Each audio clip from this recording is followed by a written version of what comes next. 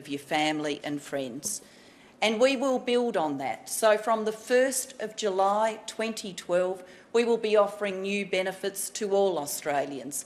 In this campaign, you've heard me talk about the GP after-hours hotline. It's the one that Mr Abbott wants to take away.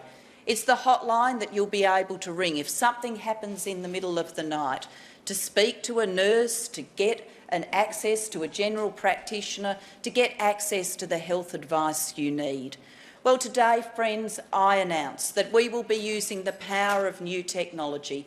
So instead of just being on the phone, you can be on the broadband. Instead of a voice at the other end of the line, there will be a person in your lounge room, and you'll be able to talk to them about that health emergency at night from your own home.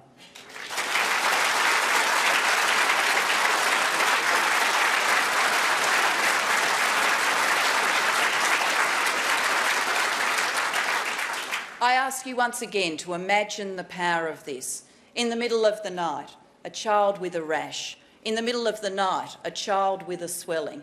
You don't quite know. Is it not very much? Is it something really serious? Well, imagine in your own home being able to show the child with the rash, the child with the swelling, being able to get assistance and help through the power of the broadband, through the power of the internet. Being able to get some guidance in that moment when you're truly anxious and don't know what to do next, about whether this is something benign and just staying at home with mum and dad and loving care is all that is required, whether you need to see a doctor the next day in your own community, or whether it's something really serious and you should be thinking about calling an ambulance or driving to the emergency department of your local hospital. Imagine being able to do that. Not by talking over the phone, desperately trying to describe what you see and anxious you've got the description wrong, but by being able to show a healthcare professional what it is you're worried about and getting the advice you need. This is the future of healthcare, and for our GP After Hours line, it starts on the 1st of July 2012.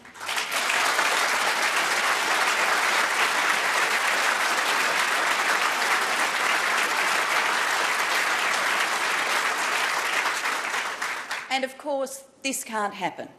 Can't happen if we don't have the broadband. Can't happen if we don't have the GP After Hours hotline. It can't happen if Mr Abbott is elected as Prime Minister, because he is going to stop both. Stop the national broadband, stop our GP After Hours hotline. Once again, Australian families deserve better than that. They should be having access to the healthcare of the future, and if re-elected Prime Minister, I will provide it.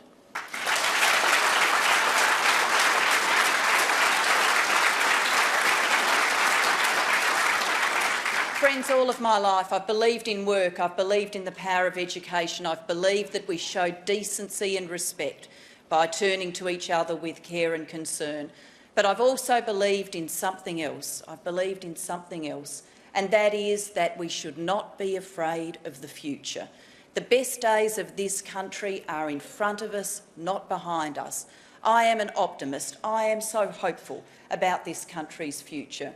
We've emerged from a profound crisis strong, and now we can build together.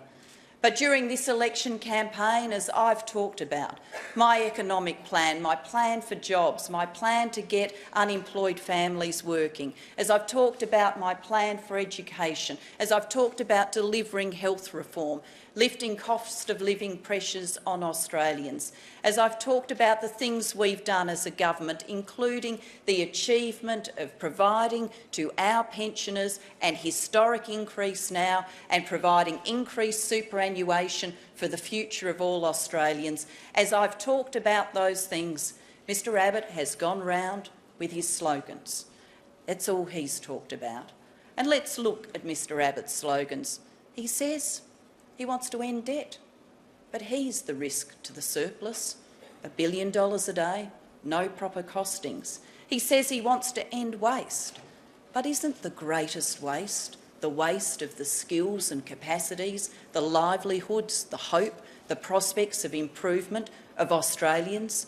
We invested in those skills and capacities. We invested in their prospects and hope when we faced the global financial crisis, and we will continue to invest in them for the future.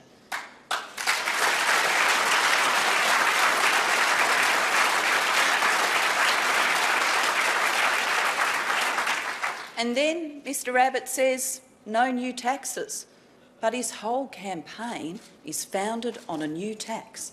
His budget numbers don't add up now, but they'd look even worse if he wasn't going to put a tax on groceries, a tax on everything you buy, every time you go to the shops. He wants to put company tax up. I want to put it down.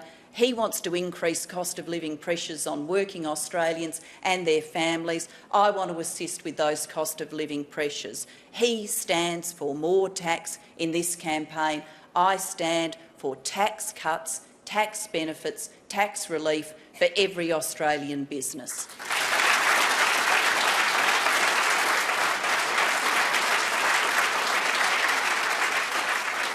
And Mr Abbott says to you he wants to stop the boats. But today we've actually found out what this plan means. Just imagine it, a commander of one of our patrol boats out on the high seas. What Mr Abbott wants that commander to do is to take their eyes off the safety of their crew, take their eyes off the ocean, take their eyes off people smugglers, go inside the cabin and give him a call. That's Mr Abbott's plans to stop the boats. And then presumably, from the safety of Kirribilli as he watches luxury yachts go by, Mr Abbott is going to provide some advice to that commander about how to stop the boats. Friends, this is a nonsense.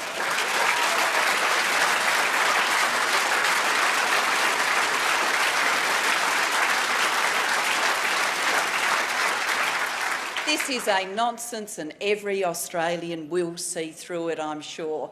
I trust the skills, capacities, energy, decency and dedication of our hard-working defence personnel. We put the nation's safety in their hands. We do it for a reason, and my trust is with them and for them. That's what I believe in.